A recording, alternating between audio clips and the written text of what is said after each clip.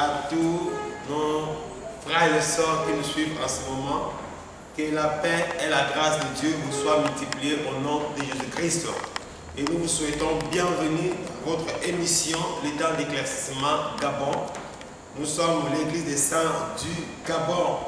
Voilà, c'est moi, votre serviteur, le frère Enoch Kwati, le pasteur, excusez-moi, de l'église. Je suis un peu groupé. Nous sommes là pour vous présenter votre émission que vous aimez bien. Notre numéro c'est le plus 241 62 65 00 18. Voilà, et le numéro qui s'affiche au bas de votre écran. Que le Seigneur vous bénisse.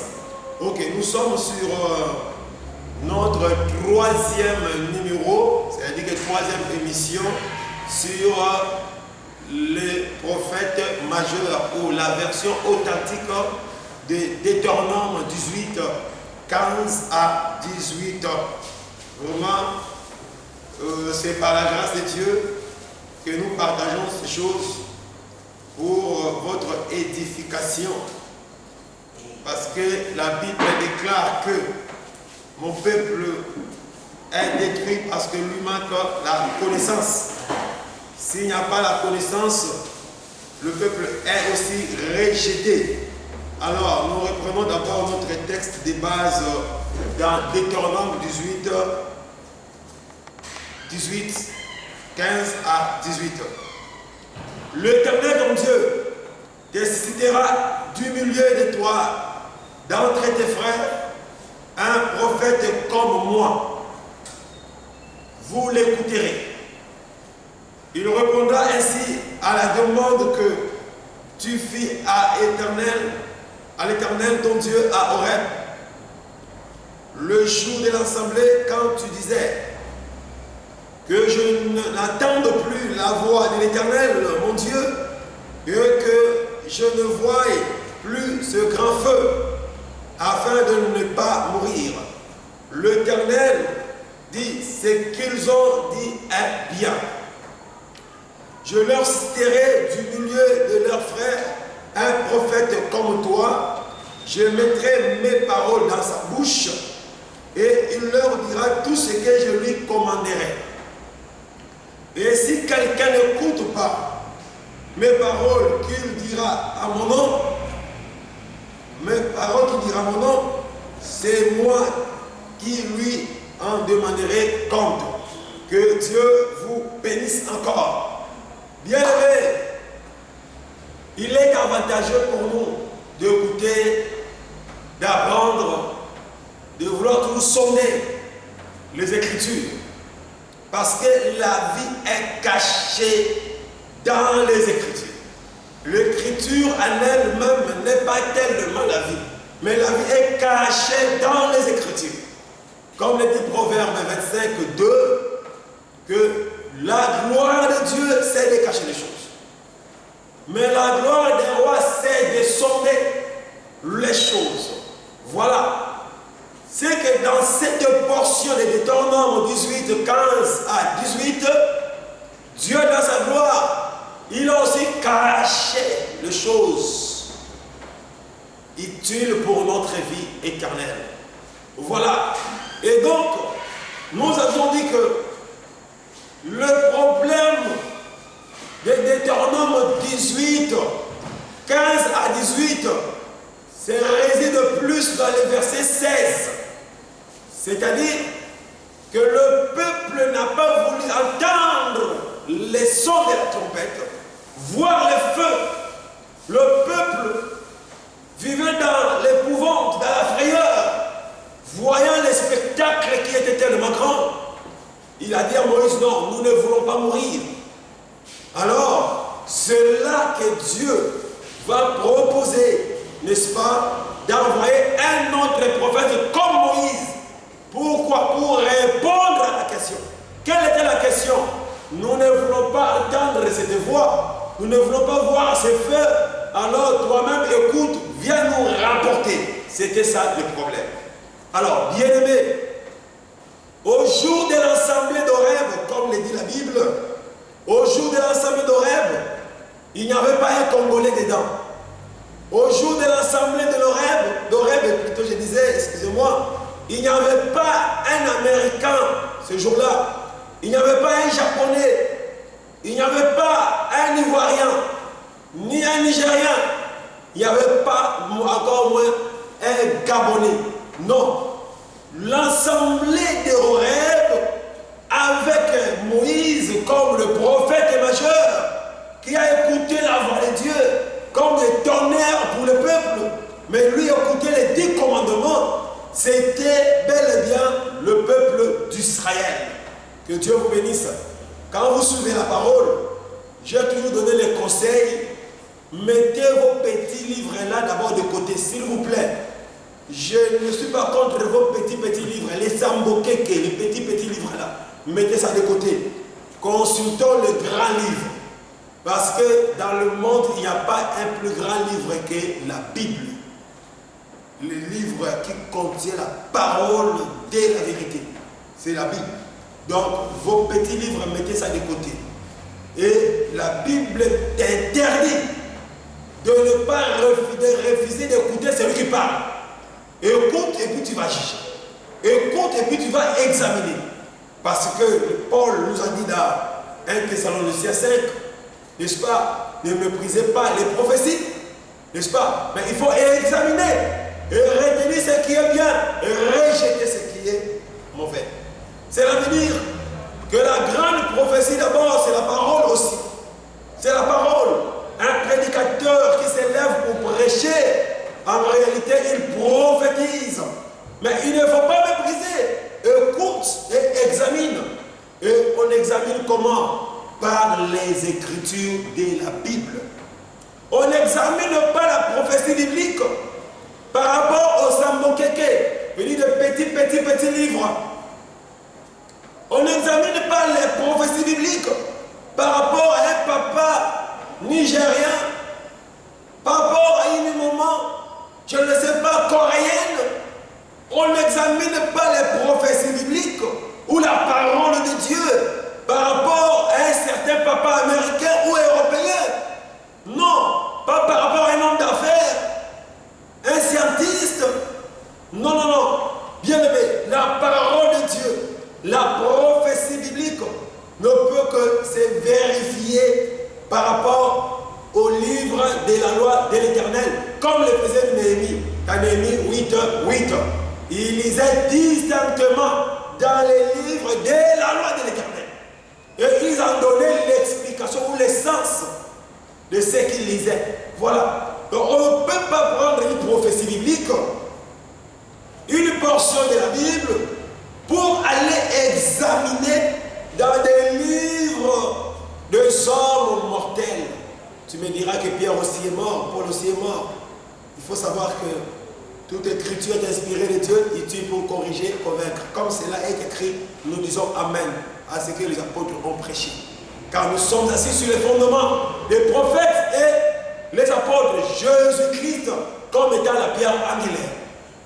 Même si je ressuscitais ton mort, un membre de ta famille qui est mort, et je le ressuscite par la prière, tout ce que je t'apporte comme la parole doit être justifié, vérifié dans les écritures de la Bible. Alors c'est là où je dis, c'était un conseil. On ne méprise pas les prophéties, mais on examine. Même si tu ne connais pas celui qui est devant toi, qui parle, donne l'oreille, écoute, qu'est-ce qu'il dit? Vérifie par rapport aux écritures. Comme les Juifs le faisaient. Tout celui qui apportait quelque chose, un enseignement, ont vérifié par rapport au rouleau, par rapport aux écritures. J'aime bien ce qui s'est passé dans la scène de la naissance de Jean-Baptiste. Dieu avait prévu que le père de Jean-Baptiste devienne muet. Très important. Très important. Le sacrificateur dans les temps va croiser Dieu. Alors qu'il était déjà vieux, Dieu va lui dire que ta femme tombera enceinte. Elle donnera naissance à un enfant. Voilà comment cet enfant sera. Il a dit, ah, comment cela va-t-il se faire? Dieu va lui frapper. Parce qu'il s'est posé des questions. Que tu ne parleras que le jour de la naissance de cet enfant. Et le père est devenu muet. Très important. Quand est-ce que le père va parler? C'est quand le fils va naître. Et précisément le jour de sa circoncision. On en parlera au jour du Seigneur. On pose la question à maman Élisabeth, comment s'appellerait cet enfant? Elle dira Jean. On a vérifié dans la généalogie, il n'y a personne qui s'appelait Jean. Voilà. Bien aimé. Ils n'ont pas vérifié ailleurs.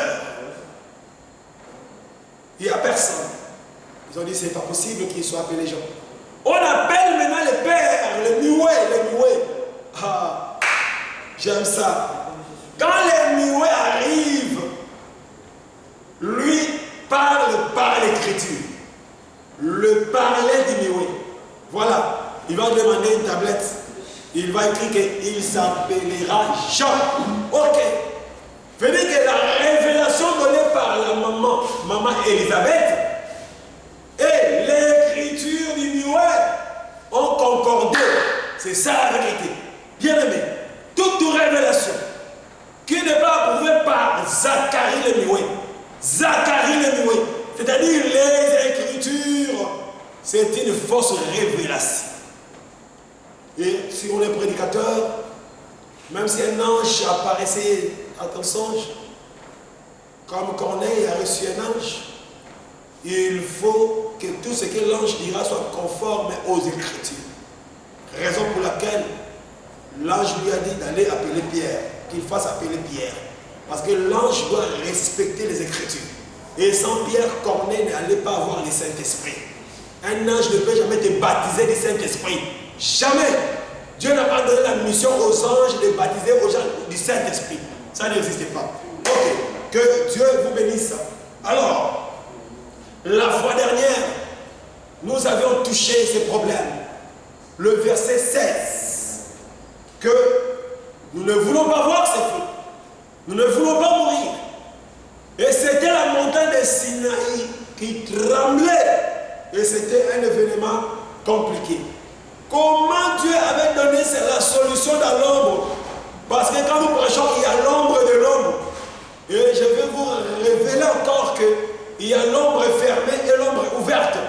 Nous allons démarrer ça aujourd'hui, si Dieu nous donnait le temps, par la grâce du Seigneur. Remarquez, Dieu parlait avec Moïse au sommet de la montagne de Sinaï. Mais dans Exode 20, si vous prenez 21 à 23, vous allez comprendre que le sommet de la montagne de Sinaï, où Dieu parlait, représentait les cieux. Les cieux. Voilà. Donc Dieu parlait depuis les cieux. Ça c'est l'écriture. Même si vous prenez le livre de Néhémie 9, 13, Néhémie 9, 13, confirme que le sommet de la montagne là, où était Moïse pendant ce spectacle, c'était les cieux. Donc Dieu parlait depuis les cieux. Voyez-vous? Or, quand Dieu parle depuis les cieux, c'est la panique totale. C'est la panique. Personne ne peut supporter ça. Il fallait que Dieu change la manière de parler. Gloire à Dieu. Gloire à Dieu. C'est pourquoi, quand Dieu a institué le tabernacle, qui veut dire Dieu parmi nous, et Emmanuel, parce que Dieu devrait vivre avec son peuple. Il dit que j'habiterai parmi mon peuple. Quand Dieu institue le tabernacle, vous allez remarquer que ça ne serait plus au sommet de la montagne qui était du haut des cieux que Dieu parle avec des tonnerres. Cette fois-ci, Dieu va parler avec Moïse dans des murmures doux et légers. C'est-à-dire que sur les propitiatoires. Donc déjà c'était comme une réponse dans l'ombre, dans ce que le peuple avait demandé. Donc Dieu commence à parler, mais on ne voit pas les éclairs, on ne sent pas le son de tonnerre, ainsi de suite. Parce que Dieu parlait. Vous voyez, là si vous prenez Nombre, chapitre 7, au verset 89, vous allez trouver cela, et puis Exode 25, 22. Dieu parlait dans les lieux très saints avec Moïse, sans éclair, sans trompette, sans tremblement de terre. Donc c'était une ombre de la réponse que Dieu avait prévue pour Israël. Voyez-vous cela? Et nous sommes descendus dans la réalité.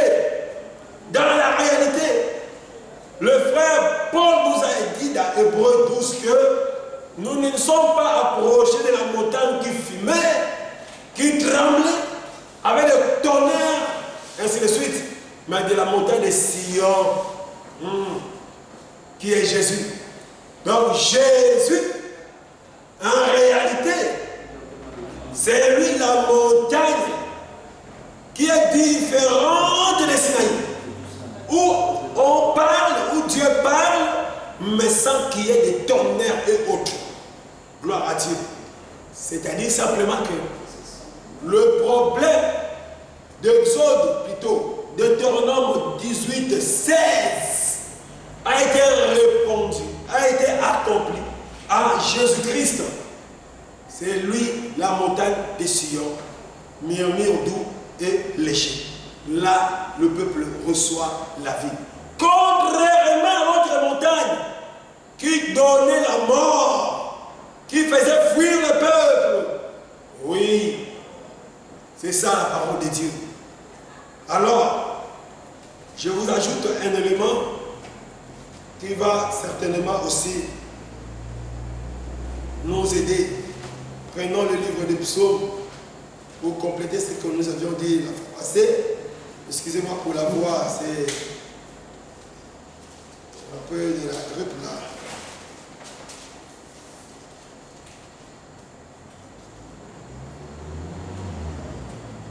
Nous prenons le livre des psaumes 18 au chapitre 10. Voilà, chapitre 18 au verset 10. La Bible déclare: il abaissa les cieux, sans oublier Sinaï, les cieux. Exode 20. Voilà.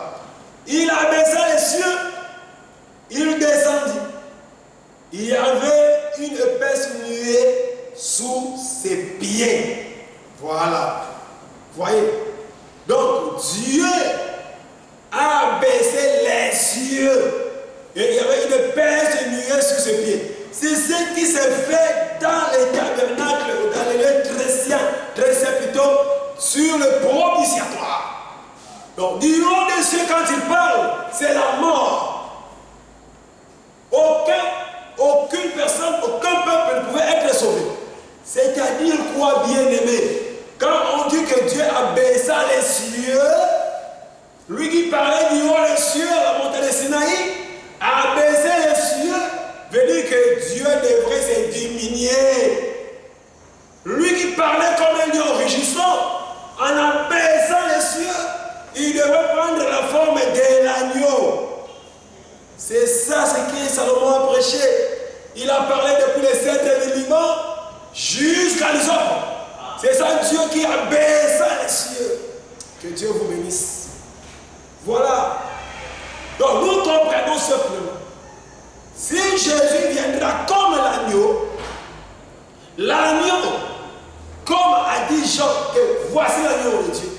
Là je suis dans Jean 1, 29. Voici l'agneau de Dieu qui ôte le péché du monde. Cela veut dire que celui-là viendra parler comme dans des murmures doux et légers. Parce que dans l'agneau, nous voyons la douceur. C'est le contraire de ce qui s'est passé au sommet de la montagne de Sinaï. Le coup des tonnerres, les éclairs. Voyez-vous, quand Jean le présente comme agneau, c'est-à-dire que c'est lui la réponse de Deutéronome 18, 16. Est-ce que ça vous arrive? Il faut aimer ces choses. Que Dieu vous bénisse. Encore une fois de plus, mettez vos petits livres de côté. Hein? Les petits livres. Mettez ça de côté. Suivons d'abord la grande ligne du grand livre. Grand livre. Mettez les petits livres de côté. Même si c'est ton oncle qui a écrit ces livres-là, mets ça de côté. Même si le prophète là c'est ton père, mets ça de côté. Même si c'est la maman prophétesse des nations qui a écrit, mets ça de côté. Prends d'abord ce qui est écrit dans la Bible. Voyez-vous? Le problème qui a poussé que Dieu promette un autre prophète, c'est le spectacle là. Si grand. Voyez-vous? Et Dieu devrait venir sous forme d'un agneau pour parler. Que Dieu vous bénisse. Nous y arriverons. Nous allons petit à petit, pas à pas, pour nous édifier.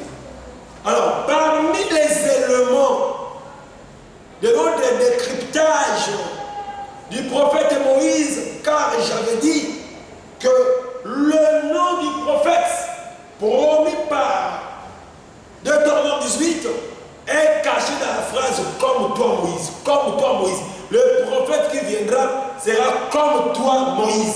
Et ce prophète doit sortir du milieu de ton peuple, de tes frères. De tes frères. Les gens, vous avez compris qu'il n'y a pas un frère chinois parmi ces frères-là qui était à l'oreille. Il n'y a pas un frère tanzanien dedans.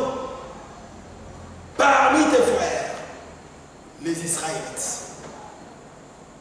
De la même manière, quand vous prenez Malachie 4, vous allez comprendre que Dieu, parlant d'Élie qui devrait venir, qui n'est même pas le prophète promis ici, parce que Élie de Malachie 4, ce n'est pas le prophète majeur. Il ne peut pas l'être. Parce qu'Élie ne viendra pas répondre à la question d'Oreb. Mais dans Malachie 4, Dieu dit que souvenez-vous de la loi de Moïse, mon serviteur, auquel je vous ai prescrit à Horeb. Voilà. Même là aussi, on parle au même peuple que Deutéronome 18. Ce n'est pas les peuples des nations. Non. Il faut bien lire la Bible. Sois posé. Sois posé. La parole se prêche. Alors, remarquez.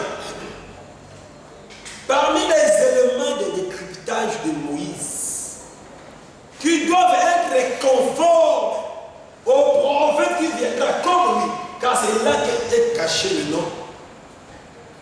Le premier élément, nous avons vu que Jésus est celui qui est venu répondre à la question. Parce qu'il est venu avec le milieu d'eau et légère. Voilà. Et déjà, le livre de Jean nous avait donné une bonne conclusion que Moïse avait écrit de Jésus. Et chaque fois, nous aurons cette conclusion. Mais aujourd'hui, nous allons prendre une autre portion de Moïse. Une autre portion. C'est que nous avions vu le premier jour, dans notre décryptage, c'est que Moïse avait l'Esprit de Dieu. La seule personne qui avait l'Esprit de Dieu, qui communiquait avec Dieu, face à face comme un homme parle avec un homme. Là, nombre 12 aussi nous renseigne cela. Dieu parlait avec Moïse face à face. Et aussi, c'est lui qui avait l'Esprit. Il y a plein d'éléments à démontrer dedans, mais nous prenons simplement le problème de l'Esprit sans désir. Voilà. Si vous prenez le livre des Nombres, dans les déserts des parents, livre des Nombres, chapitre 11, je crois bien, Nombre 11, après que le peuple de Dieu avait mangé la caille et autres, vous allez remarquer que Dieu va appeler Moïse. Moïse a dit que cette charge énorme, je ne peux pas supporter. Ce n'est pas moi qui ai conçu ce peuple pour que tu me laisses cette charge. Moïse a dit non, c'est assez. Le peuple pesait tellement sur lui. Alors, il est allé déclarer à Dieu que Dieu devrait donner une solution. Voilà. Et remarquez, Dieu va dire à Moïse dans 16, 11, 16. L'Éternel dit à Moïse, ensemble auprès de moi, 70 hommes de l'ancien d'Israël, de ceux que tu connais comme anciens du peuple et ayant autorité sur lui, amenez-les à la tente d'assignation et qu'ils s'y présentent avec toi. Je descendrai et là je te parlerai. Je prendrai de l'esprit qui est sur toi et je le mettrai sur eux afin qu'ils portent avec toi la charge du peuple et que tu ne la portes pas à toi seul. Voilà. C'est lui qui avait la charge de ce fils. Maintenant, pour dispatcher le travail, pour dispatcher la charge, Dieu a dit à Moïse qu'il devait prendre l'esprit en lui pour mettre les 70 anciens. Très important. C'est qu'en dehors de Moïse, l'ancien ne peut pas avoir l'esprit. Et pourquoi ils ont l'esprit? Pour qu'ils entrent dans un certain service, travailler ensemble avec Moïse. Je vais vous donner des ombres fermées d'abord. Remarquez dans la création. Quand Dieu a créé, Dieu fait le rappel de la création dans Genèse 2. Au verset 5, la Bible déclare que 5 à 6, aucun arbuste de champ n'est germé encore. Gloire à Dieu. Pourquoi? Parce que Dieu n'avait pas encore fait pleuvoir sur la terre. Et qu'est-ce qui se faisait? Qu'est-ce qui se passait? Dieu faisait monter une vapeur de la terre et cette vapeur arrosait la terre pour que la terre produise. Gloire à Dieu. Or, Moïse dont nous parlons ici, quand la fille de Pharaon l'a tiré des eaux, c'est elle qui l'a donné le nom de Moïse, disant que parce que je l'ai tiré des eaux. Moïse veut simplement dire tirer des eaux. Voilà, tirer des eaux. C'est ça, Moïse. Quand vous prenez le livre de Exode 2 au verset 10, Moïse veut dire tirer des eaux. Donc, pour vous dire que Moïse c'est la terre.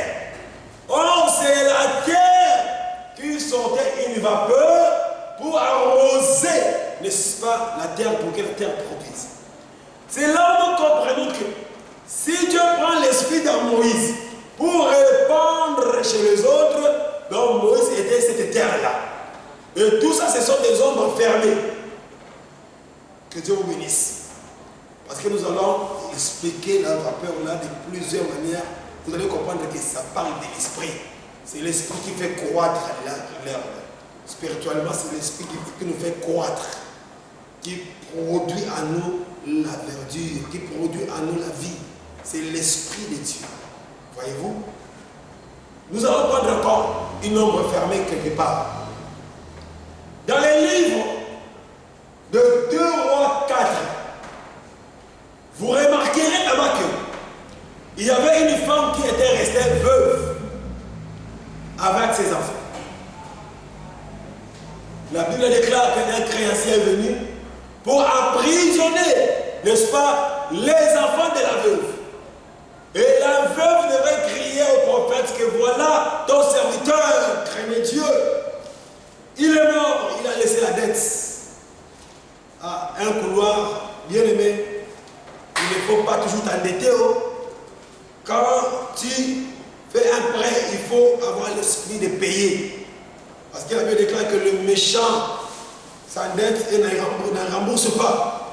Donc il faut avoir l'esprit de payer quand tu dois quelqu'un. Il faut payer. Il faut payer. Ce n'est pas bon. Ça juste un couloir. Mais remarquez, quand elle va pleurer au prophète, le prophète va lui dire qu'est-ce que tu as à la maison. La femme va répondre que la servante n'a qu'une bouteille d'huile. Voilà une bouteille d'huile, un vase d'huile. Et il dit, va demander des bouteilles chez les voisins. Tu prendras l'huile qui est dans la bouteille que tu as. Tu vas remplir toutes les bouteilles. Et quand ça sera plein, tu vas vendre et tu payeras ta dette. J'aime ça. Elle a envoyé ses enfants qui sont allés demander des bouteilles, chercher des bouteilles. Et je vous assure, lisez 2 Rois 4, de 1, vous descendez à 7. Une bouteille d'huile qui remplit d'autres bouteilles sans s'épuiser. Ça ne s'est pas épuisé. Elle a rempli toutes les bouteilles. Oh. Alors que l'huile, vous n'êtes pas dans l'ignorance. Vous comprenez que l'huile, c'est l'esprit, c'est l'onction. C'est là où, bien aimé, je vais vous dire ceci. Sans l'onction, sans l'huile, sans le Saint-Esprit, on est esclave. Sans le Saint-Esprit, on est emprisonné. Sans le Saint-Esprit, on est dans la déportation du mal, du péché. Que Dieu vous bénisse. Sans le Saint-Esprit, on est esclave du péché, esclave du monde. C'est par l'huile que ces enfants ont été délivrés. Ils ont vendu et voilà, c'était la délivrance. Ça a payé la dette. Nous ne sommes pas là. Qu'est-ce que je voulais dire? La bouteille d'huile inépuisable, la bouteille d'huile intarissable, la bouteille d'huile sans mesure, c'est tout un prophète. Donc tous les autres doivent dépendre de lui. Voyez-vous, pour dire que dans toute l'ancienne alliance, dès que Dieu a choisi Moïse, c'est lui, cette bouteille d'huile-là, par lui, d'autres doivent être remplis. C'est là où Dieu a pris l'esprit à Moïse, il a déposé dans d'autres anciens. La même chose, la terre dans laquelle sortait la vapeur pour arroser la terre, le sol. Voyez-vous, Dieu parle de plusieurs manières, à plusieurs reprises. Maintenant, Dieu dit, le prophète que je vais susciter du milieu du peuple doit être comme toi, Moïse. Ah!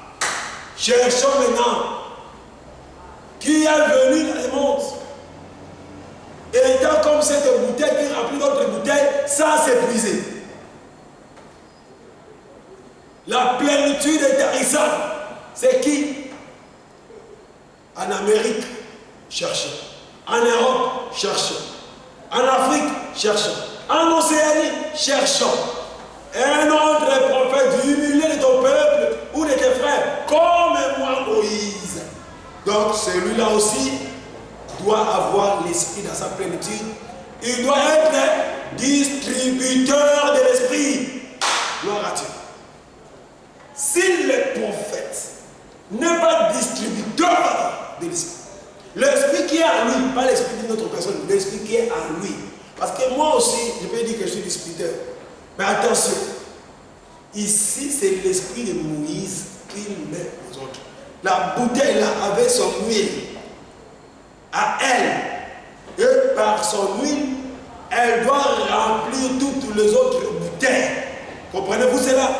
Maintenant, depuis que le monde a existé, cherchons dans tous les continents, dans tous les pays, de tous ceux qui se disent prophète majeur, qui est celui-là qui a l'esprit sans mesure? Entrons dans la nouvelle alliance. Nous prenons une écriture. Nous voyons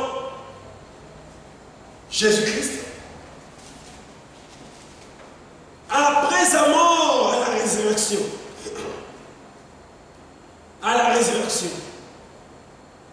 il va apparaître à ses disciples. Dans Jean chapitre 20. Jean chapitre 20. Il apparaît aux disciples. C'était au temps du soir, il faut bien souligner. Au temps du soir. Et le premier jour de la semaine. Au temps du soir. Le port Jean 20, 19 à 22. Le porte étant fermée, il entra dedans. Et les disciples étaient dedans par crainte des Juifs et autres. Et quand il lui dit cela, il dit que la paix soit avec vous. Ça après la résurrection. Le corps qui ne voulait pas qu'on touche. Et quand il lui dit cela, il leur montra ses mains et ses côtés. Les disciples furent dans la joie en voyant le Seigneur. Le Seigneur est ressuscité. La parole accomplie. Bien aimé, quand la promesse accomplie, il faut être dans la joie. Quand on a vécu la mort, il faut être dans la joie. Que Dieu vous bénisse.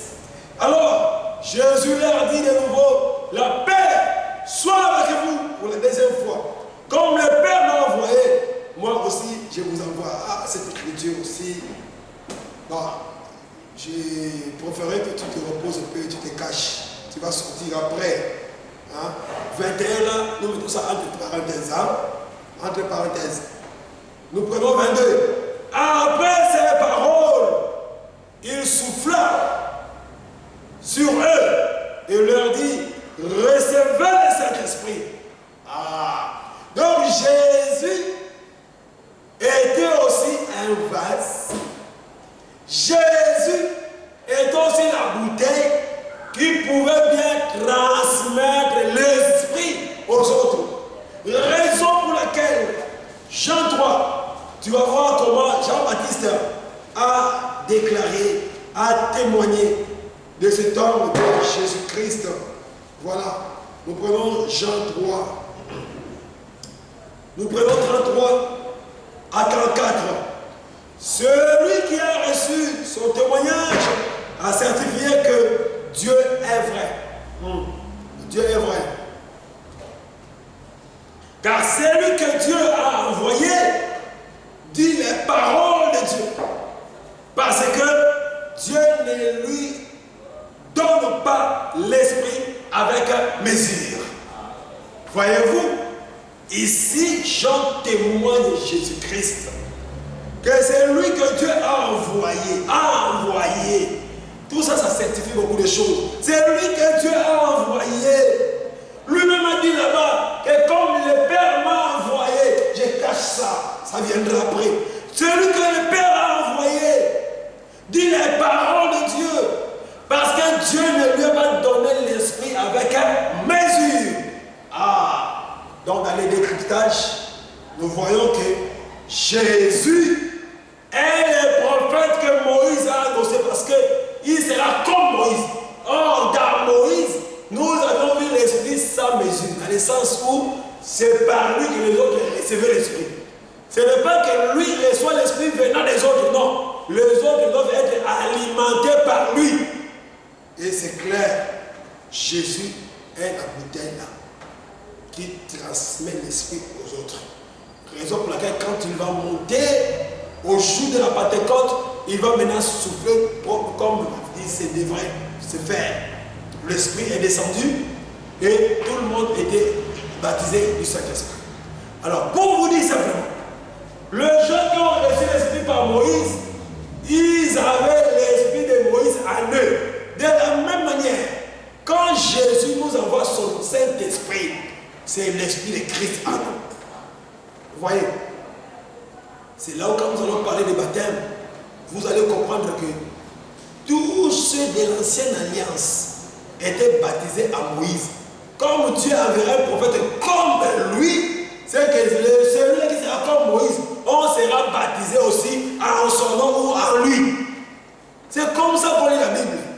Une fois de plus, mettez vos petits livres de côté. Mettez vos enseignements de côté. Suivez d'abord et vous allez juger après. Ne t'irrite pas. Ne te fâche pas. Suis tranquillement. C'est important. Je sais que tu aimes bien tes petits livres. Je sais que tu aimes bien ton apôtre. Tu aimes bien ton prophète. Mais il faut savoir qu'il y a quelqu'un que tu dois aimer plus. C'est la vérité. Voilà. Donc, le Saint-Esprit, sans mesure, était sur une seule personne. Et c'est la personne de Jésus-Christ. Un autre prophète comme moi. Et c'est là où Moïse était la référence de toute l'ancienne alliance. Il a référence incontestable. Le plus grand des prophètes, c'était lui. Et personne ne pouvait le contester. Tout ce qu'on doit enseigner devrait être vraiment comme Moïse a dit. Sinon, c'est la fausseté. C'est ce que nous avions vu dans les livres de Jean 9. L'aveugle-né, quand il parlait de comment il était guéri, les pharisiens, les scribes ne voulaient pas. Mais fin de fin, ils ont dit que non. Quand il a posé la question, voulez-vous devenir encore ses disciples? Ils ont dit, c'est toi qui es son disciple. Nous sommes disciples de Moïse. Donc ils sont fans de Moïse. C'est là où j'avais donné 1 Corinthiens 3 aussi. 2 Corinthiens 3 plutôt, où à tout moment qu'on se réunissait, on ne lisait que Moïse. On ne dit pas qu'on lisait Abraham, on lisait Noé, c'est Moïse. Donc pour aujourd'hui, nous allons nous arrêter là. Dans les éléments, il y avait au moins 15 éléments comme Moïse qu'on doit trouver dans les prophètes qui viendront. Et la signature, je dois toujours lire la signature. Dans Jean 5, nous prenons 45 à 47, c'est la signature. Ça, c'est l'écriture des conclusions de tous les jours. Ne pensez pas que moi, je vous accuserai devant le Père. Celui qui vous accuse, c'est Moïse, en qui vous avez mis votre espérance. Car si vous croyez Moïse, vous me croiriez aussi, parce qu'il a écrit de moi. Est-ce que Deutéronome 18, c'est pas Moïse qui a écrit? Genèse, Exode, Lévitique, Nombre, Deutéronome, c'est Moïse qui a écrit. Là même les théologiens connaissent ça. Même les scientifiques connaissent ça. C'est Moïse qui a écrit Deutéronome 18, 15 à 18. Moïse, Jésus dit ici. Ici, ce n'est pas Jean qui rapporte. Ce n'est pas Paul qui parle. Ce n'est pas Pierre qui parle. Ce n'est pas Enoch qui parle. Jésus lui-même. Il dit, car si vous croyez Moïse, vous me croiriez aussi. Parce qu'il a écrit de moi. Ah, donc les prophètes là, c'est lui. Il se présente ici lui-même. Voilà. Donc mettez les livres de côté. Les samoquets, mettez de côté. Suivez d'abord le grand livre. Le grand livre parle. 47. Mais si vous ne croyez pas à ces écrits, j'aime la précision. Jésus ne dit pas que si vous ne croyez pas à ces paroles, non. Si vous ne croyez pas à ces écrits, comment croiriez-vous à mes paroles, hein? Donc pour lui c'est la parole. Mais pour Moïse c'est les écrits. Ça cache plein de choses dedans. Oui, ici il y a Zacharie et Élisabeth. Vous ne voyez pas? Zacharie et Élisabeth. Zacharie a le ministère d'écrit. C'est comme ça que je vais m'arrêter pour dire ceci. Bien-aimé, si tu es appelé ministre, prophète, apôtre, qui que ce soit, si tu n'as pas le don de faire parler les muets, laisse. Aujourd'hui, Seigneur, un ministre doit avoir ce don de faire parler les muets. Si tu n'as pas cette grâce de faire parler les muets, tu dois abandonner. Fais le commerce. Tu n'es pas ministre. Ok. C'est la fin de notre émission pour aujourd'hui sur la version authentique de Deutéronome 18, 15 à 18. Je dis que le prophète de ces temps, le prophète est promis par Moïse. Voilà, les numéros sont là. C'est l'église des saints du Gabon. C'est votre serviteur, le frère Enoch, le pasteur. Nous sommes ici au Gabon avec le pasteur Béni. Et je salue tous les saints du Gabon, tous les hommes de Dieu. Vraiment, que la grâce et la paix du Seigneur soient avec vous. Nous avons nos jours de culte. C'est le mardi, jeudi, à partir de 18h à 19h30 pour le moment. Dimanche, de 9h à 12h30. Et nous sommes là pour vous recevoir dans tous les cas de prière et autres. Nous sommes disposés. L'adresse va se défiler. Les numéros sont là. Que Dieu vous bénisse à la prochaine occasion. Que le Seigneur nous soit favorable.